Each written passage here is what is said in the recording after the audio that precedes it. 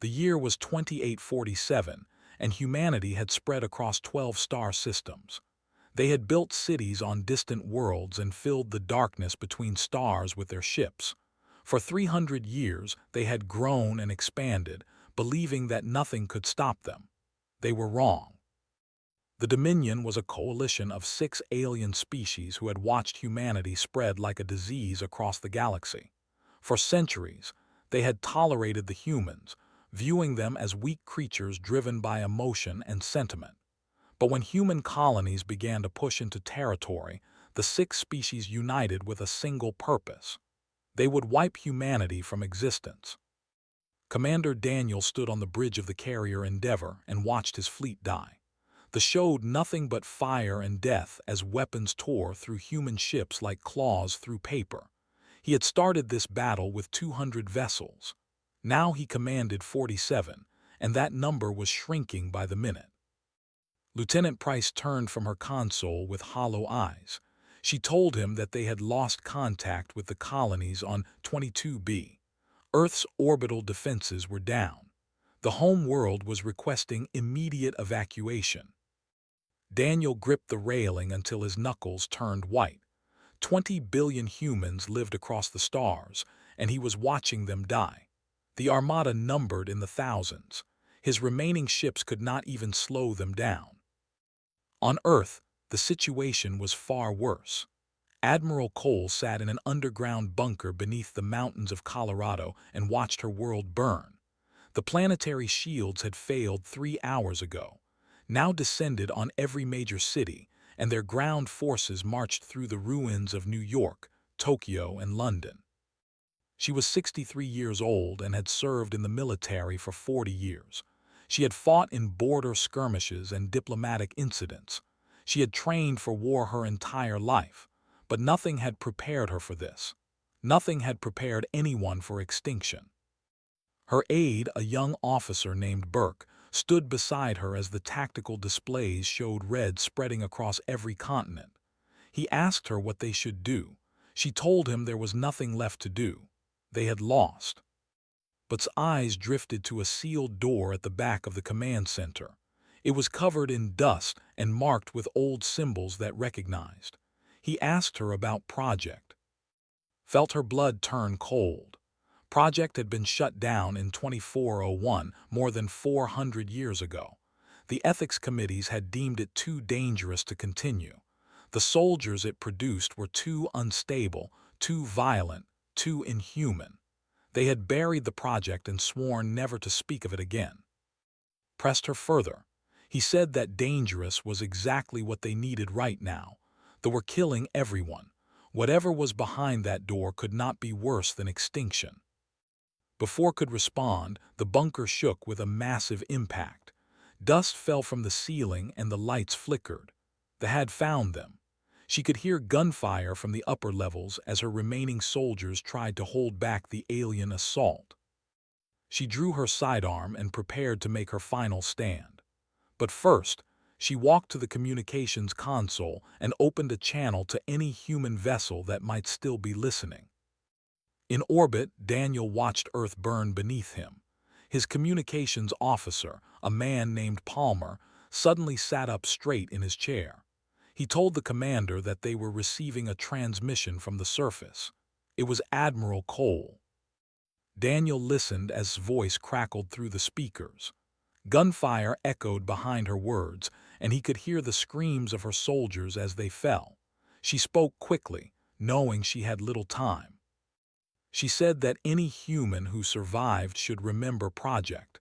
She told them about Vault 7 in Antarctica. She begged them to find it and wake the sleepers. Wake them all. The transmission cut to static. Daniel knew that Cole was dead. The Endeavor shuddered as weapons found their mark.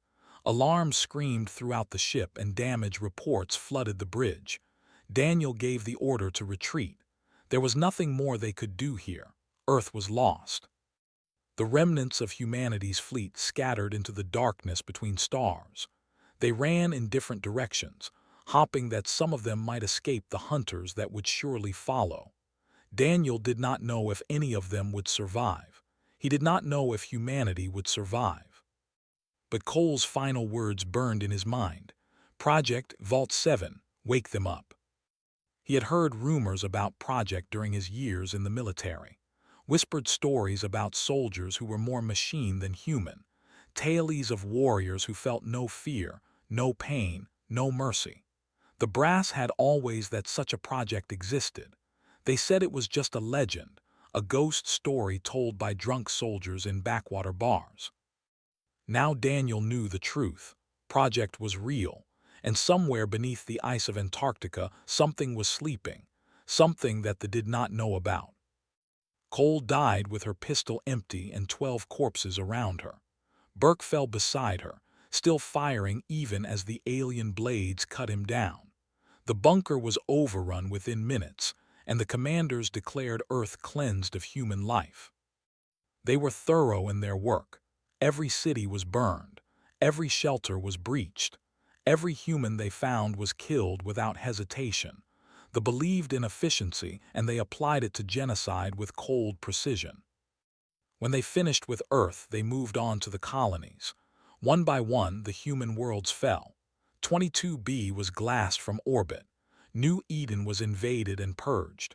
Station was blown apart, its million inhabitants scattered into the void. The news networks broadcast the victories to their home worlds. They celebrated the extinction of the troublesome humans. They congratulated themselves on solving the human problem permanently. But they did not know about the vaults. They did not know about the soldiers sleeping in frozen darkness beneath the ice. They did not know that humanity had prepared for this possibility centuries ago. And they did not know that Cole's final message had been received by a small ship fleeing toward the outer reaches of the solar system. A ship carrying a man who had lost his wife and daughter to the invasion. A man who had nothing left to lose and everything to avenge. His name was Vance, and he was going to wake the sleepers. 3 months passed after the fall of Earth. They had declared humanity extinct and moved on to consolidate their conquest. They left only a small garrison force on Earth, confident that there was nothing left to guard against. The planet was dead, its cities reduced to ash and its people erased from existence. Vance brought his shuttle down through the clouds above Antarctica. The ice stretched endlessly in every direction, white and cold and empty. He had spent 3 months gathering supplies and searching for other survivors. He had found only 19 humans willing to return to Earth. Most of them had chosen to flee to the outer colonies, hopping to hide from the forever. Understood their fear, but he could not share it. Fear had burned out of him when he watched his wife and daughter die. 2 passengers sat in the shuttle behind him. Dr. Lisa Morgan was a geneticist who had been working on a remote research station when the invasion began. She was brilliant but cautious, always asking questions and demanding answers before taking action. Cole was 18 years old, the nephew of Admiral Cole. He had survived because his aunt had sent him away from Earth 3 days before the invasion. He carried the guilt of survival like a weight on his shoulders. Lisa asked again what they were looking for. She said that project was classified above her security clearance. She had never even heard of it until Plade's final transmission. Told her that he did not know exactly what they would find. He only knew that Cole had died to send this message. She had believed that whatever was in Vault 7 could save humanity. That was enough for him. Spoke up from the back of the shuttle. He said that his aunt had mentioned project once, years ago. She had been drinking at a family gathering, and she had called it humanity's insurance policy. She said it was something so terrible that they had buried it and sworn never to dig it up. Lisa did not find this reassuring. She asked what could be so terrible that the military would bury it rather than use it. Brought the shuttle down on a flat stretch of ice. He told them that they were about to find out. The entrance to Vault 7 was hidden beneath a ridge of ice 2 kilometers from their landing site.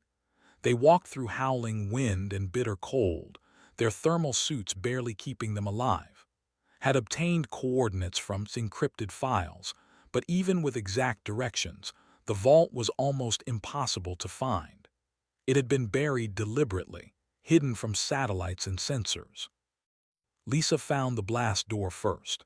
It was massive, 10 meters wide and half as tall, marked with the faded emblem of the old United Earth military. Snow and ice had piled against it for centuries. They spent an hour clearing the entrance before Lisa could access the security panel. The system was ancient but still functional. Lisa worked through layers of encryption while kept watch for patrols, paced nervously behind them, his breath forming clouds in the frozen air. The doors groaned open with a sound like thunder. A corridor stretched into darkness beyond, descending into the earth at a steep angle. Emergency lights flickered to life as they stepped inside, revealing walls covered in frost and floors slick with ice. They walked for nearly a kilometer before they reached the main chamber. When they did, all three of them stopped and stared in silence. The vault was enormous, stretching so far that they could not see the far wall. Rows of cryogenic pods filled the space, thousands upon thousands of them, each one containing a frozen human form. The pods hummed with power, their status lights glowing blue in the darkness. Lisa walked to the nearest pod and wiped the frost from its window. Inside was a man unlike any she had ever seen. He was huge, nearly 7 feet tall, with muscles that bulged beneath his skin like cables of steel.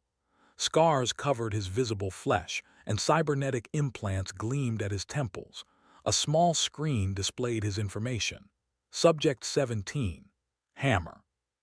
Found another pod containing a woman with silver hair and closed eyes that seemed peaceful in frozen sleep. Her designation was Oracle, and her specialty was listed as strategic analysis and prediction. Discovered a third pod holding a thin woman with hands that had been replaced by mechanical appendages ending in razor-sharp blades. Her was Whisper, and her specialty was infiltration and assassination. Lisa found a terminal near the center of the chamber and began accessing the files. Her face grew pale as she read. She told the others what she had learned. Project was initiated in 2298 during humanity's first interstellar war. The military had wanted soldiers who could fight anywhere, in any condition, against any enemy. They took volunteers, prisoners, and the terminally ill. Anyone willing to trade their humanity for a chance to become something more. The subjects underwent genetic enhancement to make them stronger, faster, and more durable. They received cybernetic implants to improve their senses and processing speed. They endured psychological conditioning to remove fear, hesitation, and mercy. The result was soldiers who could survive in vacuum, fight for weeks without sleep, and kill with perfect efficiency. Lisa continued reading. In 2387, a battalion of soldiers was deployed to suppress a rebellion on Mars Colony 7. They completed their mission in 6 hours. When reinforcements arrived, they found that the soldiers had killed not only the rebels but also the civilians, the rescue teams, and finally each other. The military had to destroy the last 3 survivors with orbital bombardment.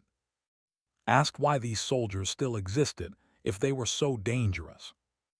Lisa explained that these were later models, subjects who had been modified after the Mars incident. The scientists had tried to install better control mechanisms, better psychological limits, but they were never certain that the improvements worked. Rather than test them, the military had decided to freeze them and wait for a better solution. Looked at the rows of frozen warriors. He saw 8,642 pods in this vault alone, and the files mentioned 12 other vaults across the solar system. An army of monsters was sleeping here, waiting to be unleashed. He told Lisa to wake them up. She refused at first. She said they could not control these soldiers. They could not predict what they would do. They might kill or they might kill everyone, including the 3 of them. Grabbed her shoulder and made her look at him. He told her that they had killed 20 billion people. They had murdered his wife and his daughter. They had nearly erased humanity from existence. He did not want to control these monsters. He wanted to point them at the enemy and get out of the way. Added his voice to. He said that his aunt had died to send them here. She had known what these soldiers were, and she had still told them to wake them. She must have believed it was worth the risk. Lisa looked at both of them for a long moment. Then she turned back to the terminal and began typing. She found something called the Phoenix Directive, a protocol designed to reactivate the soldiers and give them a primary objective. She asked what objective they should program. His answer was simple: total elimination of the Dominion. Lisa entered the command. The vault began to hum with power, and 8,642 pods started their thaw cycle. The monsters were waking up. The cold was leaving his body. Subject 17, the soldier called Hammer, felt warmth spreading through his frozen muscles for the first time in over 4 centuries. His enhanced brain activated before his eyes opened, processing data from his internal sensors. Cryogenic vault. 3 civilian life signs. No immediate threat. He opened his eyes. The vault stretched around him, filled with the sound of other pods cycling through their thaw sequences. Through the neural link that connected all soldiers, he could feel his brothers and sisters waking.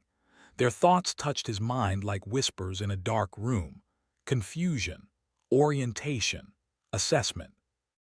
Hammer sat up in his pod and looked at the 3 civilians standing nearby. His enhanced visioned them instantly. The older man was muscular but untrained, a pilot based on his calluses and posture. The woman was a scientist, nervous, clutching a Leica shield. The young man stood than the others, and something in his genetic markers suggested a connection to military command structure. A female voice spoke through the neural link. Whisper had awakened 2 pods away, her blade hands flexing as circulation returned. She asked who had woken them. Hammer replied silently through the link. Civilians. They activated the Phoenix Directive. He could feel the objective imprinting itself on his consciousness. Target Dominion. Mission total elimination. Authorization Emergency Protocol 7. Duration until completion or termination of all units. Another soldier rose from his pod, a massive figure called Fortress whose body had been reinforced with subdermal armor plating. He stretched his thick neck and reported that he could feel the directive settling into his mind. It felt right, he said. It felt like purpose. The civilians were approaching now. Hammer stood to his full height, 7 feet of engineered muscle and reinforced bone. He looked down at them and spoke aloud. He identified himself as Subject 17, Hammer. He was assuming field command until a superior officer could be identified. He asked them to state their names and explain the tactical situation. The older man stepped forward. Despite the fear visible in his eyes, he did not retreat. Hammer noted this and filed it away as relevant data. Courage in civilians was useful. The man said his name was Vance. He introduced the scientist as Dr. Lisa Morgan and the young man as Cole. Then he delivered the information that changed everything. They had invaded 3 months ago. They had killed most of humanity. These 19 survivors were all that remained of their species. Hammer asked for a casualty estimate, told him 20 billion. The neural link exploded with reaction. 8,000 soldiers processed this information simultaneously. Hammer felt their response merge into a single unified emotion that the scientists who created them had tried to eliminate. Rage, pure and absolute and perfect. They had attacked their species. They had nearly succeeded in extinction. They would pay for this with everything they had. Hammer kept his voice calm. He acknowledged the information and asked what resources were available. Lisa stepped forward with her. She explained that the vault contained a small armory with weapons for perhaps 100 soldiers. There was a stealth transport in the hangar bay. Beyond that, nothing. They controlled the entire planet. A new voice spoke. The woman called Oracle walked through the rows of awakening soldiers, her silver hair gleaming in the dim light. Her mind had been enhanced for strategic analysis, and she had already assessed the situation with perfect clarity. She said that the planet was irrelevant. The fleet was in orbit. 12 dreadnoughts, 47 cruisers, 200 support vessels. Their ground forces numbered approximately 200,000. Spoke nervously. He said that was a significant force. Oracle looked at him. Something that might have been a smile crossed her face. She told him it was insufficient. Over the next several hours, the soldiers organized themselves with terrifying efficiency. Teams formed automatically through the neural link, each soldier knowing exactly where they were needed without being told. Whisper led the infiltration specialists toward the armory. Fortress gathered the heavy assault units near the hangar bay. Oracle assembled the tactical analysts and began processing all available data on military capabilities. Watched them work and felt a chill that had nothing to do with the cold. These soldiers moved like parts of a single machine. They did not speak aloud unless addressing the civilians. Their communication was instant and silent, decisions made and implemented in seconds. He had seen military efficiency before, but this was something else entirely. Lisa ran constant diagnostics on the awakening soldiers, monitoring their vital signs and psychological profiles. She reported her findings too in a quiet voice. She said that their aggression markers were elevated but within acceptable parameters. Their cognitive function was optimal. Most importantly, their loyalty protocols were active. They recognized the 3 civilians as friendly assets to be protected. Asked how long those loyalty protocols would hold. Lisa did not have an answer. Spent most of his time with Oracle, learning everything he could about capabilities and limitations. The silver-haired strategist answered his questions with patience that surprised him. He asked her why she was being so helpful. Oracle told him that his genetic profile marked him as the nephew of Cole. Admiral Cole had been recorded in their mission briefings as a highly competent commander. Her final order had activated their resurrection. In the absence of proper military command, represented the closest link to legitimate human authority. Felt the weight of responsibility settle onto his shoulders. He was 18 years old. He had never commanded anything more complicated than a school project. Now an army of superhuman killers was looking to him for direction. He asked Oracle what he should do. She told him to stay out of the way and let them work. His role was to provide legitimacy and to remind them why they were fighting. The tactical decisions would be handled by soldiers who had been designed for exactly this situation. Within 6 hours, the army was ready to move. 2,000 soldiers had been fully awakened, with more emerging from their pods every minute. They had armed themselves from the vault's armory and loaded into the stealth transports hidden in the underground hangar.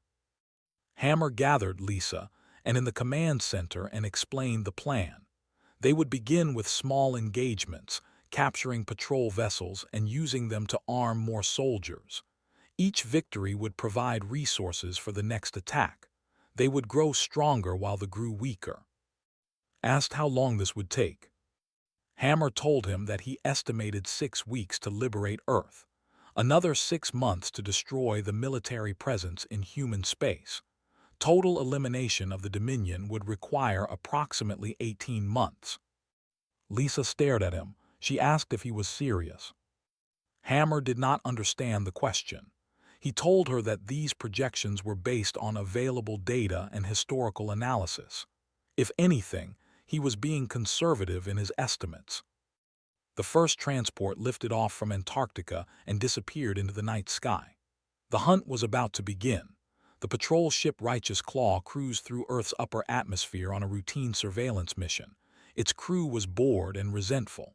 The planet below was dead, its inhabitants exterminated, and there was nothing to do but fly endless patrol routes through empty skies. Captain considered this assignment a punishment, though he could not remember what offense had earned it. His sensor officer let out a sudden hiss of surprise. He reported movement on the surface near the southern polar region. The signature was too large for wildlife. It appeared to be a vehicle of human design. Leaned forward in his command chair. A human vehicle was impossible. They had been thorough in their cleansing. Every city had been burned, every shelter had been breached. No humans could have survived. But the sensor reading was clear. Something was down there. Ordered his ship to intercept. If any humans had escaped the purge, he would finish what the invasion had started. His crew responded with enthusiasm, eager for any break from their monotonous routine. The righteous claw descended through the clouds and located the human transport easily. It was a small stealth ship sitting on the ice with its engines cold. Smiled with satisfaction. The fools had not even tried to hide. His sensor officer reported no life signs aboard the vessel. Frowned. If there were no humans inside, then where were they? The answer came through the hull of his ship at 300 miles per hour. Whisper punched through the armored plating like it was wet paper. Her blade hands were already moving as she entered the crew compartment, cutting through soldiers before they could even turn to face her. Blood sprayed across the walls in patterns of green and black. Simultaneously, Hammer led a team through the main airlock. The soldiers moved with perfect coordination, each one knowing exactly where the others were through the neural link. They cleared the ship in 47 seconds. 19 died without ever firing a shot. Survived long enough to reach the emergency beacon. Oracle had predicted this and allowed it to happen. She appeared before him as his scaled hands activated the distress signal. She thanked him. Then Hammer crushed his skull with a single blow. The distress signal went out to the fleet in orbit. Within minutes, 2 more patrol ships were dispatched to investigate. They arrived to find the righteous claw drifting silently through the upper atmosphere, its crew dead and its systems disabled. The second patrol ship was captured the same way, and the third, and the fourth. Each victory provided the soldiers with more weapons, more vehicles, and more intelligence about operations. They used captured communications equipment to monitor enemy transmissions. They studied tactics and identified weaknesses. They planned their next moves with the cold precision of machines. By midnight, 47 patrol ships had been taken. 2,000 soldiers were active across the planet, and that number was growing every hour as more subjects awakened in Vault 7. In orbit, Fleet Commander received the reports with growing disbelief. Something was wrong on the surface. His ships were disappearing one by one. Ground forces were reporting coordinated attacks on every major garrison. The attackers moved too fast to track and hit too hard to stop. He demanded answers from his tactical advisor, a thin named. He asked how this was possible. They had exterminated the humans. There should be no one left to fight. Studied the combat data with increasing alarm. He told his commander that these were not normal humans. The attack patterns suggested enhanced reflexes, coordinated communication, and tactical capabilities far beyond anything in their records. He believed they were facing a military unit that had not been active during the initial invasion. Asked where such a unit could have come from. Had no answer. On the surface, watched the soldiers sweep through a base with brutal efficiency. He had seen combat before. He understood violence and death. But what these soldiers did was something beyond his experience. They moved as one organism. They did not hesitate. They did not show mercy. They killed with the mechanical precision of factory robots assembling products on an assembly line. He told that they were terrifying. Replied that they were on their side. That was all that mattered. Was not so sure. He had seen Hammer tear a warrior apart with his bare hands. The expression on the soldier's face had been completely empty. No anger, no satisfaction, no emotion at all. Whatever project had created, it was only barely human. But was right about one thing. They were winning. For the first time since the invasion began, humanity was winning. The ground commander on Earth was named General. He had overseen the extermination campaign and had been rewarded with governance of the dead planet. Now he huddled in his command bunker as explosions shook the earth above him. His forces were being slaughtered. Every patrol he sent out was ambushed. Every defensive position was overrun. The attackers seemed to know his plans before he made them. They anticipated his movements and countered them with devastating precision. He sent a desperate message to Fleet Commander, begging for reinforcements and orbital bombardment. The response came back within minutes, could not provide orbital support because he had his own problems. The enemy had captured enough ships to threaten his fleet. He was pulling back to a defensive position around the moon. Stared at the message in disbelief. The fleet was retreating. He was being abandoned. The bunker doors exploded inward and soldiers poured through the breach. Drew his weapon and managed to kill one of them before the others reached him. It was a futile gesture. The soldier he killed was replaced by two more within seconds. Hammer himself delivered the final blow. He broke his neck with a single twist and let the body fall to the floor. Then he accessed the bunker's communication systems and broadcast a message to every soldier on the planet. He told them that their general was dead. Their fleet had abandoned them. They could surrender and live, or they could fight and die. The choice was theirs, but they had 10 minutes to decide. Most of them surrendered. Those who did not were eliminated within the hour. Earth had been liberated in 3 weeks, half the time Hammer had originally estimated. The soldiers had lost 47 of their number in the campaign. They had lost over 200,000. But this was only the beginning. The enemy still controlled the orbital space around Earth. They still occupied the human colonies. They still believed they could win. Oracle gathered the command staff in the captured headquarters and presented her analysis of the next phase. She said they needed ships, big ships, capital vessels capable of carrying soldiers to other star systems. Hammer looked at the fleet orbiting above them and nodded. He told her that they would take those ships, tonight. The hunt was far from over. Fleet Commander watched from his flagship as the impossible happened. The human soldiers were boarding his ships.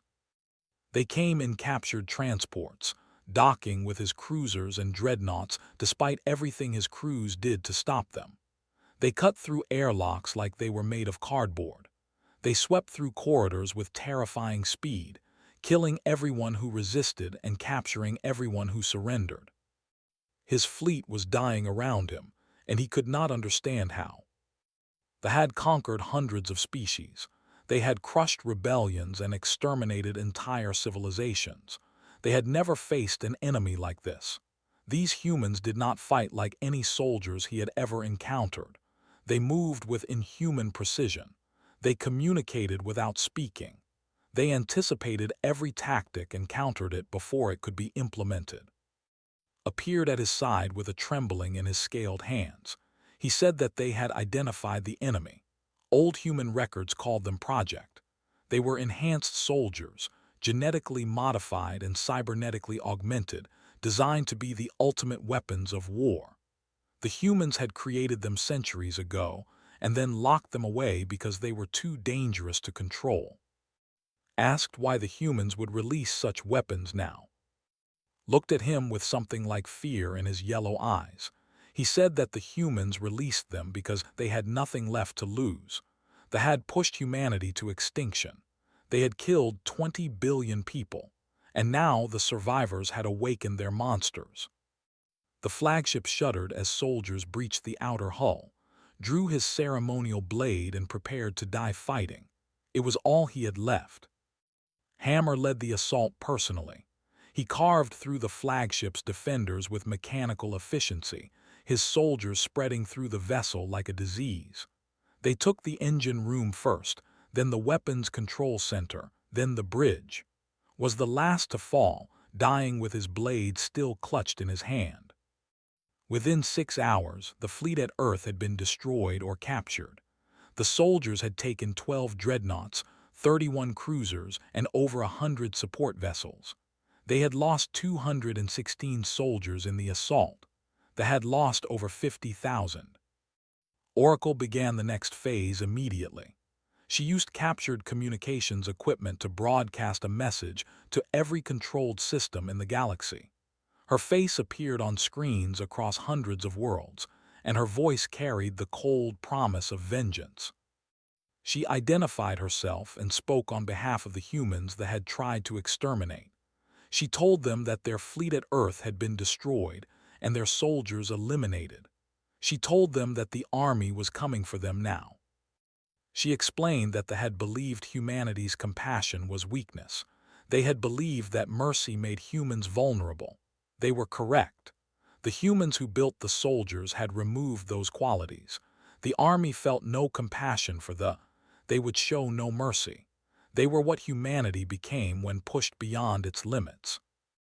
The message ended, and the Dominion began to understand that they had made a terrible mistake. The war of extermination continued for 18 months, exactly as Hammer had predicted. The soldiers spread outward from Earth like a plague. They captured ships and activated more soldiers from the other vaults scattered across the solar system. 8,000 became 800,000. 800,000 became 8 million. They hunted across every system they had conquered. They liberated the human colonies that had survived the initial invasion. They found pockets of human survivors hiding in asteroid belts and abandoned stations, and they protected them with fierce dedication. Vance traveled with the fleet, watching as his species clawed its way back from extinction. He had expected the soldiers to become more brutal as the war progressed. Instead, he saw something unexpected. They were becoming more human. Contact with the survivors had changed them. Protecting civilians, rescuing refugees, rebuilding destroyed communities had activated something in their engineered minds. The scientists who created them had tried to remove their humanity, but they had not succeeded completely. The capacity for compassion had been suppressed, not eliminated. Lisa documented the changes in her research notes. She observed soldiers who had killed thousands of stopping to comfort frightened children. She saw warriors who felt no fear sitting with elderly survivors and listening to their stories. She recorded instances of soldiers protecting prisoners from mob violence. She told that they were healing. The war was making them more human, not less.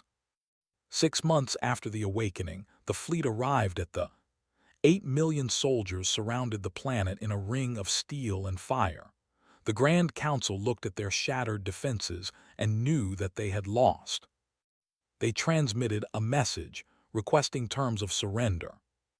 On the bridge of the captured dreadnought now renamed Resurrection, Hammer received the transmission and stood beside him, watching the enemy turn slowly below them. Asked what they should do. Hammer considered the question. The Phoenix directive was clear, total elimination of the Dominion, but he was aware of something strange happening in his enhanced mind. The contact with surviving humans had awakened memories of who he had been before Project transformed him. He remembered having a family. He remembered having a name that was not Hammer. Oracle spoke through the neural link. She observed that the directive elimination of the Dominion. It did not specify elimination of every individual. The political and military structure could be destroyed without genocide. Whisper asked if that was mercy. Oracle replied that it was efficiency. Dead enemies could not surrender. Dead enemies could not provide labor or resources. Dead enemies could not serve as an example to other species who might consider attacking humanity. Hammer made his decision. He ordered the communications officer to accept the surrender. The military and government would be dismantled. Their weapons would be destroyed. They would live, but they would live knowing that humanity had chosen to spare them. Felt something release in his chest. He had been afraid that the monsters would prove uncontrollable. He had been wrong. Somewhere beneath the enhancements and conditioning, something human remained. Asked what would happen now. He wanted to know what the soldiers would do when the war was over. Hammer looked at the young man. For just a moment, something like warmth flickered in his enhanced eyes. He said that they would rebuild. They would protect. They would ensure that no species ever again believed humanity was weak enough to exterminate. The war ended not with humanity's extinction but with its transformation. The soldiers integrated into the new human civilization, their abilities dedicated to defense rather than destruction. Earth was rebuilt. The colonies were restored. Humanity spread further across the stars than ever before. And throughout the galaxy, a new warning spread among the species who had once dismissed humans as harmless. Do not wake the sleepers. Do not push humanity to its limits. For when the last human falls, something far worse rises to take their place. They learned this lesson at the cost of their empire. Others would be wise to learn it without paying the same price. Humanity had fallen, and humanity had risen again, stronger and more dangerous than ever before.